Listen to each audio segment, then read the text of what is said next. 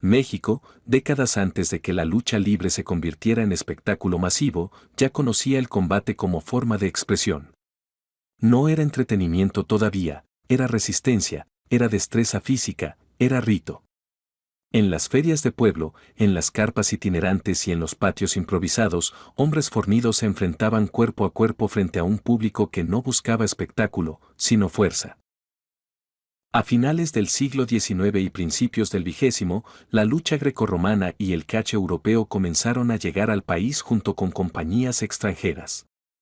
Se presentaban como números circenses, acompañando actos de magia, domadores de animales y acróbatas. Los luchadores no tenían nombres artísticos ni máscaras. Eran atletas anónimos que ganaban unas monedas mostrando fuerza y resistencia. La Revolución Mexicana había dejado un país herido, desigual y profundamente desconfiado de las instituciones. En ese contexto, el público encontró en el combate físico una forma de catarsis. Ver a dos hombres enfrentarse bajo reglas claras, con un ganador y un perdedor visibles, ofrecía algo que la realidad cotidiana no podía garantizar: orden. Las primeras arenas no eran arenas. Eran patios, salones, carpas sostenidas con madera y lona. El público se sentaba en bancas, cajas o permanecía de pie durante horas. El ring, cuando existía, era apenas un cuadrado marcado con cuerdas gastadas. No había iluminación profesional ni sonido amplificado. La voz del anunciador se perdía entre el murmullo de la gente. Fue en ese entorno donde comenzó a gestarse algo distinto. Los promotores entendieron que el público no solo quería fuerza, quería personajes. Así nacieron los primeros nombres artísticos, los estilos definidos y, eventualmente, las máscaras. La máscara no llegó de inmediato. Al principio fue una solución práctica: ocultar la identidad de luchadores que peleaban en distintas plazas con nombres diferentes. Con el tiempo, se transformó en símbolo. En México, cubrir el rostro no significaba esconderse, significaba transformarse. Para cuando la Ciudad de México comenzó a urbanizarse con mayor velocidad, la lucha ya no era solo un acto de feria. Se estaba convirtiendo en espectáculo urbano. Las arenas empezaron a consolidarse. La lucha libre dejaba de ser una curiosidad importada y comenzaba a adquirir identidad propia. Décadas después, en una ciudad mucho más grande, mucho más ruidosa, un niño llamado Mateo García nacería sin saber que ese mundo, construido a golpes, rituales y silencios, terminaría marcando su vida de manera irreversible. El niño que miró el ring por primera vez. Mateo García nació en una ciudad que ya no dormía. A principios de la década de los 80, la Ciudad de México era un organismo vivo, caótico, ruidoso, siempre en movimiento. Las calles estaban llenas de vendedores ambulantes, camiones saturados, anuncios pintados a mano y conversaciones que se cruzaban sin pedir permiso. En ese entorno creció Mateo, en una familia común, sin vínculos con el espectáculo, el deporte ni el mundo artístico. Su padre trabajaba largas jornadas y regresaba a casa con el cansancio visible en los hombros. Su madre administraba la casa con precisión y silencios. La lucha libre no era tema de conversación familiar. En casa se hablaba de escuela, de gastos, de lo cotidiano. Sin embargo, como ocurre con muchas pasiones verdaderas, la de Mateo no nació en el hogar. Nació en la calle. Tenía 8 años la primera vez que vio una máscara de lucha libre de cerca. No fue en una arena ni en la televisión. Fue colgada en un puesto ambulante, entre juguetes de plástico, trompos y balones desinflados. Era de colores brillantes, con costuras visibles y una expresión feroz cosida en tela barata. Mateo se quedó mirándola más tiempo del necesario. No entendía qué representaba, pero intuía que no era un simple juguete. El vendedor notó su interés y le dijo algo que Mateo no olvidaría. No es una máscara. Es un personaje. Esa frase se quedó flotando en su cabeza durante días.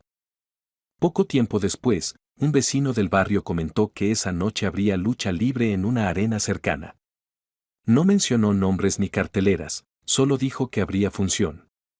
Mateo insistió hasta que su padre aceptó llevarlo, más por curiosidad que por entusiasmo. No sabían exactamente qué esperar. La arena no era grande. Era un edificio funcional, sin adornos, con paredes desgastadas y una entrada angosta.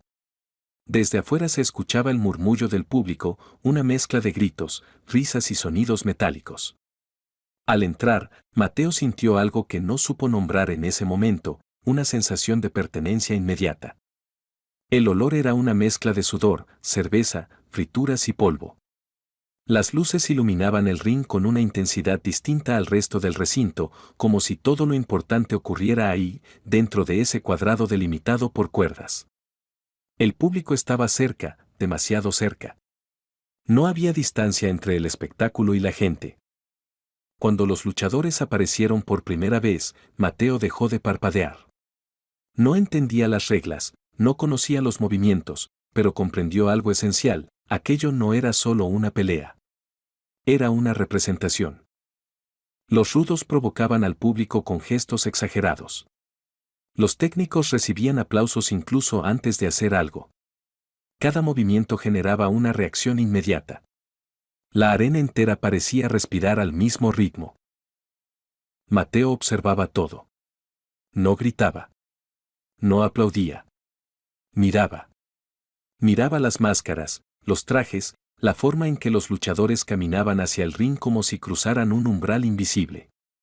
Miraba cómo el público insultaba a uno y defendía a otro con una pasión desmedida, como si conocieran personalmente a quienes estaban ahí arriba. En un momento, uno de los luchadores quedó tendido en la lona. El silencio duró apenas un segundo antes de que estallara el ruido. Mateo entendió entonces que el público no solo miraba la lucha, la completaba. Al salir de la arena, su padre le preguntó si le había gustado. Mateo tardó en responder. No tenía palabras suficientes para explicar lo que había sentido. Solo dijo que quería volver. Esa noche, en su cuarto, intentó dibujar lo que había visto. No le salían los cuerpos ni las llaves, pero dibujó las máscaras con cuidado. Intentó reproducir las formas, los colores, los ojos. No sabía que estaba empezando a observar el mundo de una manera distinta. A partir de ese día, Mateo comenzó a prestar atención a detalles que antes le eran invisibles. Anuncios pegados en postes, carteles de funciones, conversaciones en la calle. Descubrió que la lucha libre estaba en todas partes, escondida a plena vista. No sabía aún que ese primer encuentro no había sido una simple salida familiar.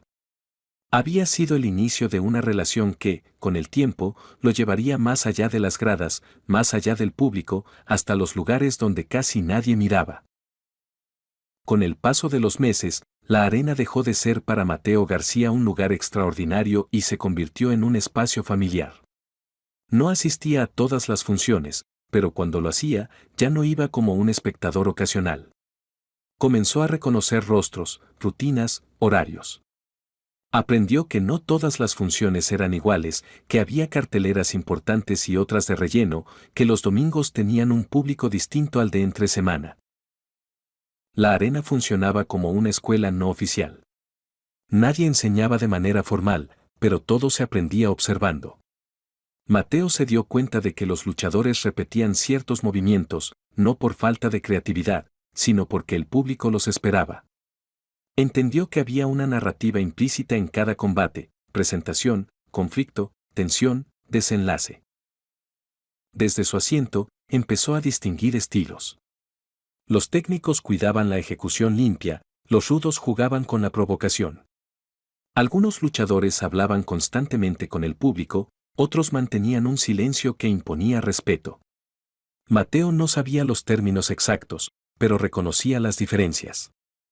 También aprendió a observar al público. Familias completas, trabajadores que llegaban aún con la ropa del día, jóvenes que gritaban con una pasión que no mostraban en ningún otro lugar.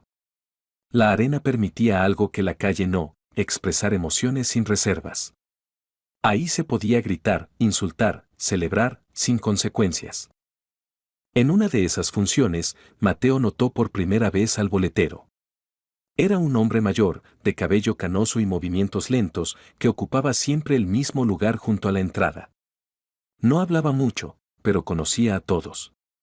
Sabía quién entraba gratis, quién pagaba, quién debía pasar primero. Mateo comenzó a saludarlo por costumbre. El hombre respondía con un gesto mínimo de la cabeza. Con el tiempo, ese saludo se convirtió en conversación. Primero frases cortas, luego comentarios sobre la función. El boletero, que se llamaba Ernesto, llevaba décadas trabajando ahí. Había visto pasar generaciones enteras de luchadores. Hablaba poco, pero cuando lo hacía, sus palabras tenían peso. La lucha se aprende viendo, le dijo una vez. El que no mira, no dura. Mateo empezó a llegar más temprano a las funciones. No solo para asegurar un buen lugar, sino para observar lo que ocurría antes. Vio cómo los luchadores entraban por la puerta trasera, cargando mochilas gastadas. Algunos saludaban, otros pasaban sin mirar a nadie. Vio discusiones breves, risas nerviosas, silencios largos. Descubrió que la arena tenía reglas no escritas. No se tomaban fotos sin permiso. No se hablaba de ciertos temas. No se cruzaban ciertas puertas. Aprendió a moverse con discreción, a no estorbar, a escuchar más de lo que hablaba. En casa, Mateo comenzó a pedir revistas especializadas. Recortaba fotografías, leía entrevistas, memorizaba nombres.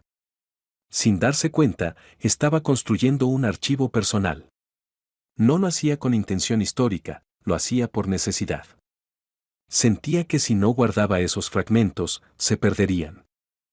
En la escuela, sus intereses comenzaron a diferenciarlo de los demás. Mientras algunos compañeros hablaban de fútbol o música, Mateo hablaba de luchadores, de arenas, de funciones. No todos lo entendían. Algunos se burlaban. Él no insistía. Había aprendido que ciertas pasiones no necesitaban explicación. La arena seguía enseñándole cosas que no aparecían en ningún libro. Le enseñó paciencia, observación, respeto por los rituales. Le enseñó que el espectáculo no terminaba cuando sonaba la campana. Continuaba en los pasillos, en los vestidores, en la manera en que los luchadores se quitaban la máscara con cuidado, como si se desprendieran de otra vida. Mateo aún no lo sabía, pero estaba cruzando un umbral silencioso. Había dejado de ser solo público. Estaba empezando a formar parte del entorno. Todavía desde afuera, todavía sin un rol definido, pero cada vez más cerca de aquello que sostenía la lucha libre lejos del reflector. La arena ya no era solo un lugar al que iba. Era un espacio que lo estaba formando. La idea de registrar la lucha libre no llegó a Mateo García de forma repentina. Se fue formando lentamente, casi como una consecuencia natural de todo lo que había observado durante años. Mirar ya no le era suficiente. Había escenas, gestos y momentos que desaparecían apenas ocurrían. La arena se vaciaba y lo vivido quedaba solo en la memoria de quienes habían estado ahí. Mateo quería conservar algo más que recuerdos. Su primera cámara no fue comprada con la intención de fotografiar lucha libre. Era una cámara modesta, de uso familiar, que había pasado de mano en mano hasta terminar guardada en un cajón. No era profesional ni llamaba la atención. Precisamente por eso le pareció adecuada. La llevó a la arena por primera vez sin saber si la usaría. La guardó en una mochila, envuelta en ropa, consciente de que no estaba permitido tomar fotografías sin acreditación. Las reglas no estaban escritas en ningún lugar visible, pero todos las conocían. Había fotógrafos oficiales, siempre ubicados en el mismo sitio, con chalecos y credenciales visibles, pero solo iban por entrar al evento, no a tomar fotos. Mateo observó durante varias funciones antes de atreverse. Analizó los movimientos del personal de seguridad, los momentos de distracción, los ángulos muertos. No lo hacía con intención de desafiar a nadie, sino por necesidad. Sentía que si no capturaba esas imágenes, algo importante se perdería. La primera fotografía la tomó casi por accidente. Un luchador enmascarado, de pie sobre la tercera cuerda, alzando los brazos mientras el público gritaba su nombre. Mateo levantó la cámara, disparó una sola vez y la volvió a guardar. Su corazón latía con fuerza. Nadie pareció notarlo. Revisó la imagen al llegar a casa. No era perfecta. Estaba ligeramente movida, mal encuadrada. Pero había algo ahí, una intensidad que no había visto en fotografías impresas. Era distinta a las imágenes oficiales. Más cercana. Más humana. A partir de entonces, comenzó a tomar más fotos. Siempre pocas, siempre con cuidado. Aprendió a anticipar movimientos, a usar la luz deficiente de la arena, a esperar el momento exacto. No buscaba la pose espectacular, buscaba el gesto previo o posterior, el instante en que el personaje se desdibujaba.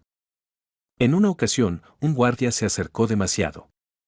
Mateo guardó la cámara y fingió mirar el ring como cualquier otro espectador. El guardia pasó de largo. Fue la primera vez que entendió el riesgo real de lo que estaba haciendo. No todos en la arena ignoraron su presencia. Un fotógrafo acreditado, hombre de mediana edad con años de experiencia, comenzó a notar su comportamiento. No lo confrontó de inmediato. Lo observó durante varias funciones.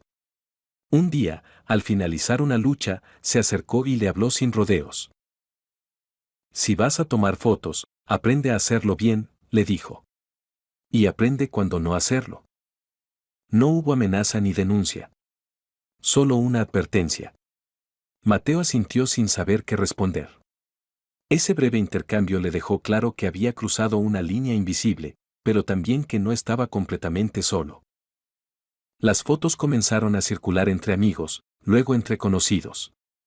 Algunos luchadores las vieron. Reconocían momentos que nadie más había capturado. No todas les gustaban. Algunas mostraban cansancio, dolor, dudas. Mateo nunca las publicaba sin pensar. Había desarrollado un respeto tácito por aquello que estaba documentando. Una noche, mientras tomaba fotografías desde un ángulo poco habitual, don Ernesto, el boletero, lo llamó con un gesto discreto. Le indicó una puerta lateral que casi nadie usaba. Por ahí no estorbas, le dijo. Pero entra y sal rápido. Fue la primera vez que Mateo cruzó un límite físico dentro de la arena.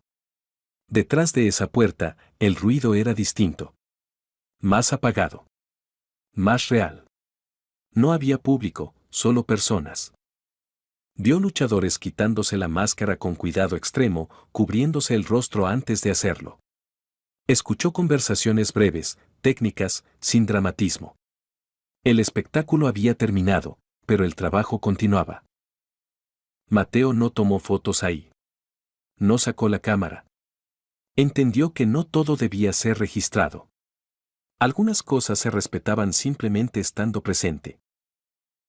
Esa noche regresó a casa con la certeza de que ya no era solo un espectador curioso. Había empezado a documentar un mundo que muy pocos veían de cerca.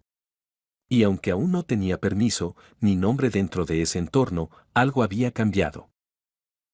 La cámara ya no era un objeto casual. Se había convertido en una llave. Y Mateo apenas comenzaba a entender a dónde podía llevarlo. Mateo García ya no era un simple espectador. Tras años de asistir a funciones, aprender nombres, estilos y tradiciones, había logrado algo que pocos conseguían: acceso a los vestidores. Al principio era solo un observador sigiloso, escondiéndose detrás de cortinas y columnas mientras los luchadores se preparaban. La sensación de estar ahí era extraña, casi prohibida. Cada máscara que veía colgada o ajustada tenía siglos de historia simbólica, cada gesto, cada vendaje, cada ritual tenía un significado que Mateo apenas empezaba a comprender. Don Ernesto, el viejo boletero de la arena, le advirtió una vez. En el ring se lucha por el público, pero aquí se respeta lo invisible. No mires demasiado ni hables. Solo observa. Mateo obedecía. Se movía entre bolsas de ropa, botellas de agua y cajas de vendajes sin llamar la atención. Aprendió que detrás de cada máscara había dolor, cansancio, superstición y orgullo. La separación entre el luchador y el hombre era tangible, el público conocía la figura, pero nadie veía las costuras, la sangre, la soledad de la preparación. Con el tiempo, Mateo conoció a la Sombra Vieja, un veterano que lo aceptó sin decir mucho. Cada día, mientras el luchador se ajustaba la máscara y repasaba mentalmente sus llaves y movimientos, Mateo veía historias enteras reflejadas en sus gestos, lesiones mal curadas, horas de ensayo, sacrificios que el público nunca imaginaba. Aprendió sobre supersticiones, la máscara no se toca mientras alguien la haya visto puesta, ciertos movimientos solo se repiten si los anteriores se ejecutaron sin errores, ritos silenciosos que garantizan la protección del luchador. Cada detalle tenía un peso cultural profundo, y Mateo comprendió que fotografiar o registrar sin respeto podía romper esa magia. Este bloque fue el primero donde Mateo entendió que su rol no era capturar la acción, sino documentar la esencia invisible de la lucha libre, aprender a contarla con fidelidad, y respetar el equilibrio delicado entre el espectáculo y la vida real de quienes lo hacían posible. El vestidor se convirtió en su escuela silenciosa, y Mateo, aunque joven y sin máscaras, comenzó a sentirse parte de algo que trasciende los reflectores. Con el tiempo, Mateo empezó a entender que la lucha libre no era solo máscaras y movimientos acrobáticos, era también historia humana, con luces y sombras. En este bloque, la realidad se volvió más cruda y fascinante al mismo tiempo. Mateo pasaba horas en la arena, observando cómo los ídolos se preparaban para sus combates. Algunos eran celebridades admiradas por todo México, nombres que resonaban en radio, cine y revistas. Otros, a pesar de su talento, permanecían casi invisibles, arrastrando cuerpos golpeados y carreras discretas. Aprendió a diferenciar entre los héroes del público y los héroes del ring. Los primeros se llevaban los aplausos, los segundos vivían en silencio, cargando lesiones, frustraciones y sacrificios que nadie documentaba. Un día, mientras fotografiaba discretamente, Mateo vio a un luchador veterano retirado, la sombra vieja, caer de rodillas al ajustar su máscara. Su hombro estaba inflamado y cada movimiento dolía. Nadie lo notaba, pero Mateo lo registró en su libreta, cada caída, cada esfuerzo, cada gesto humano. También conoció a jóvenes promesas que soñaban con alcanzar el estrellato, pero enfrentaban la presión de cumplir expectativas imposibles. Muchos se lesionaban, algunos abandonaban y otros seguían por orgullo o necesidad. Mateo comprendió que el precio de la fama era real: alcohol, lesiones, heridas invisibles, silencios prolongados. El bloque muestra la humanización de los ídolos, aunque parecían invencibles sobre el ring, cada uno tenía su historia de dolor, sacrificio y vulnerabilidad. Mateo se dio cuenta de que la lucha libre era un escenario donde la gloria y la caída convivían lado a lado, y su labor era registrar la verdad detrás de la máscara, no solo la acción que el público veía. Cada historia que observaba se convirtió en un relato dentro de su memoria, ídolos que caían, jóvenes que soñaban, veteranos que resistían. Mateo comprendió que la lucha libre mexicana era más que un espectáculo, era una lección de vida, resistencia y humanidad. A medida que Mateo se adentraba en el mundo interno de la lucha libre, comprendió que no todo giraba alrededor del ring. Detrás del espectáculo existía una compleja red de negocios, decisiones estratégicas y políticas internas que determinaban quién brillaba y quién quedaba en la sombra. Las grandes arenas, que desde afuera parecían simples recintos de entretenimiento, eran en realidad centros de poder. Promotores como don Ernesto, aunque anciano y discreto, manejaban contratos, cuotas y relaciones con la televisión y los patrocinadores. Cada función no solo era un espectáculo, sino un producto que debía generar ganancias, publicidad y proyección mediática. Mateo observó cómo se decidía el destino de los luchadores, quién subiría al ring principal, quién tendría la oportunidad de viajar a giras y quién sería relegado a funciones secundarias o incluso ignorado por años. La política dentro de las arenas era sutil pero efectiva, favores, alianzas y compromisos cambiaban carreras de un día para otro. También descubrió la influencia de la televisión, ciertos luchadores se convirtieron en figuras nacionales no solo por talento, sino por la visibilidad que el medio les daba. La cámara podía crear ídolos de la noche a la mañana, mientras que muchos veteranos seguían siendo héroes desconocidos, aunque la calidad de su lucha fuera inigualable. Mateo se dio cuenta de que la lucha libre era un ecosistema donde el arte y el negocio coexistían. Los luchadores eran artistas y atletas, pero también piezas dentro de una maquinaria mayor que manejaba prestigio, dinero y poder. La sombra de la empresa podía elevar o destruir carreras con la misma facilidad. Mateo comprendió que documentar la lucha libre no era solo fotografiar movimientos y máscaras, era entender el contexto, los hilos invisibles que controlaban el destino de los ídolos, y cómo la cultura mexicana había convertido este espectáculo en un fenómeno que trascendía el ring.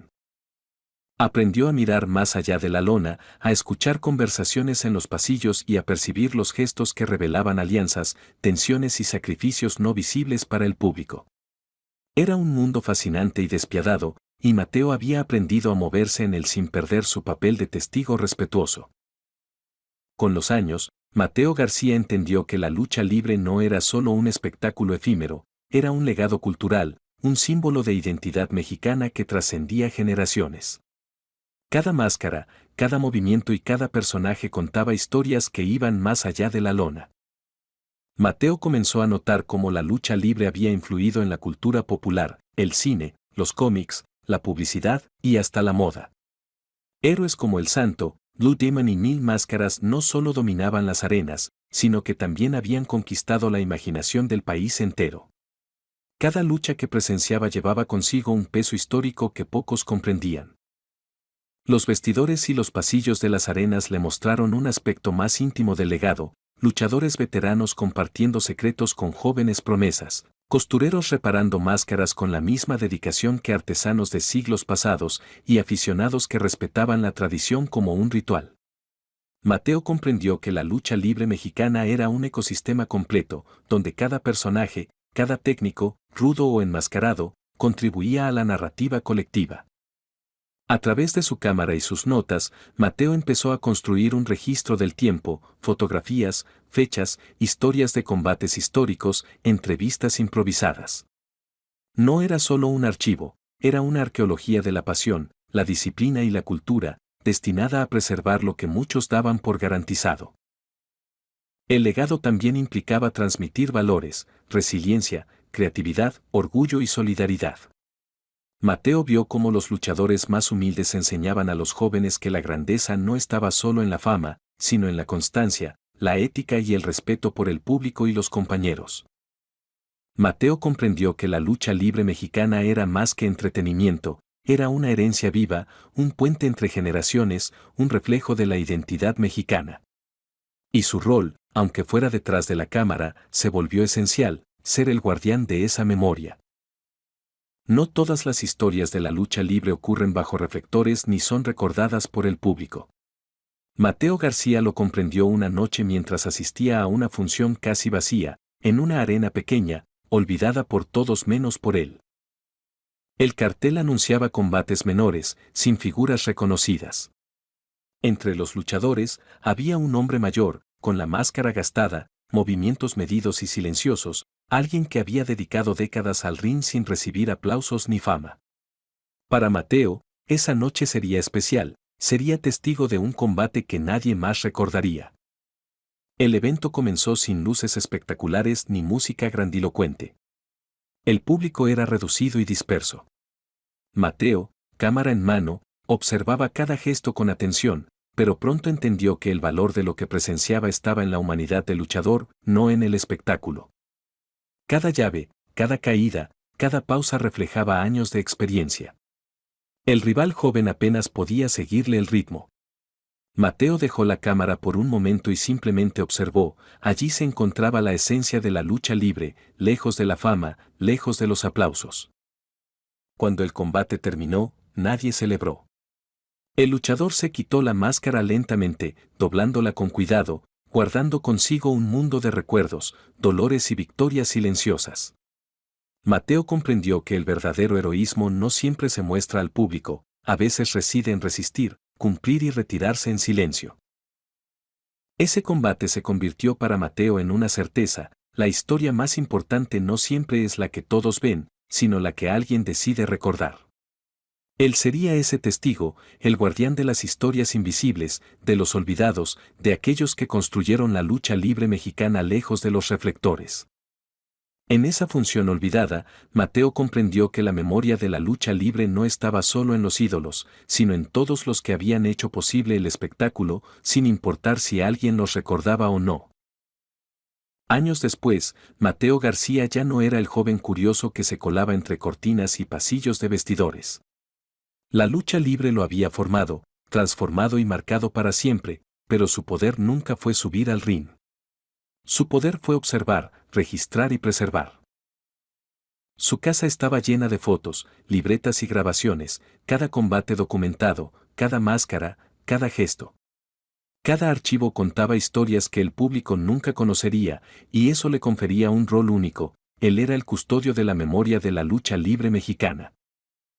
Mateo revisaba sus notas y sonreía al ver cómo los luchadores que antes eran desconocidos ahora aparecían en programas, libros y documentales.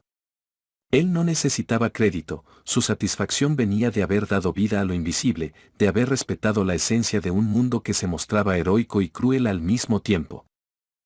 Recordaba al veterano del último combate, la emoción de ver la dedicación silenciosa, la resiliencia de los jóvenes promesas y la disciplina de los ídolos que inspiraban al país. Todo eso estaba guardado en sus archivos, un mosaico de vidas, sacrificios y cultura. Comprendió también que la lucha libre era más que entretenimiento, era identidad, historia y tradición. Y que, sin memoria, incluso los más grandes ídolos podrían perderse en el olvido. Mateo, con sus fotos y notas, era el puente entre generaciones, el narrador invisible que daba contexto y dignidad a cada historia. Cuando cerraba sus libretas y cámaras al final de cada día, sentía paz. Sabía que su trabajo garantizaba que nadie sería olvidado. Que la lucha libre mexicana, con sus máscaras, heridas y leyendas, continuaría viva a través de su memoria y la de quienes vieran su legado. El rol de Mateo no fue ser famoso ni vencer en el ring, fue resguardar la esencia de un arte que define a México, y con ello, su historia encontró un cierre digno, épico y profundamente humano. ¿Conoces una historia similar? Cuéntalo en los comentarios y visita detodoenmexico.com.